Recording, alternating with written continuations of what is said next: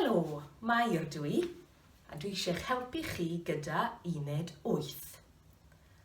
Yn uned 8, dyn ni'n adolygu, revise, popeth wnaethoch chi yn uned 1, 2, 3, 4, 5 a 6.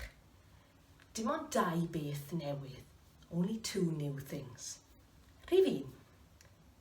Gai, may I?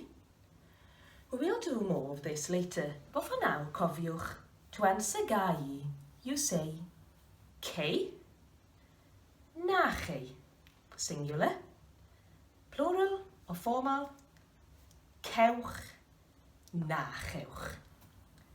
Dyma Eirian ac Eira i helpu. Mae Cira ac Eirian yn fam a merch. Gai baned.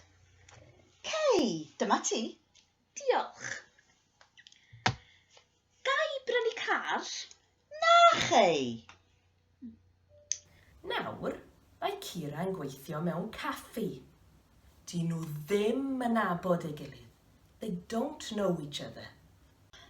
Gai espresso. Cewch. Dyma chi. Diolch. Gai gacen. Cewch. Dyma chi. Diolch. Diolch Eirian ac Cira. Rhif 2. Yn a mewn. Both mean in.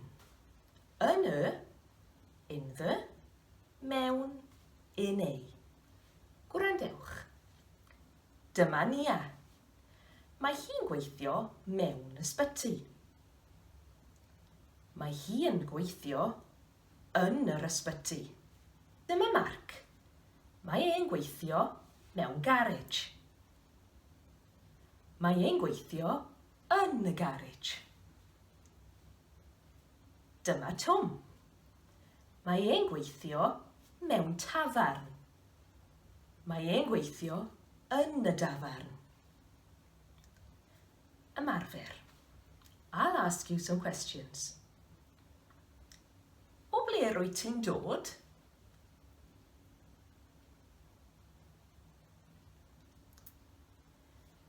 Beth wyt ti'n hoffi ei yfed amser brecwast?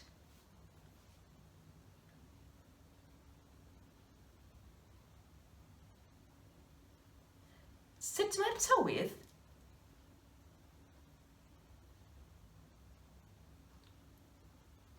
Ble rwyt ti'n mynd fory?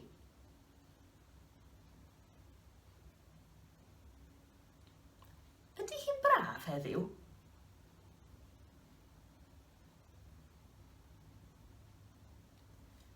Wyt ti'n gallu canu'n dda?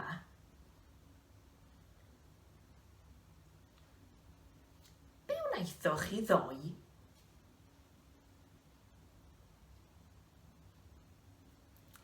Da iawn chi. I hope that overview helped you a little with Uned 8. Look at Uned 8 in the course book and check out our online resources for more information with the unit. Pob hwyl!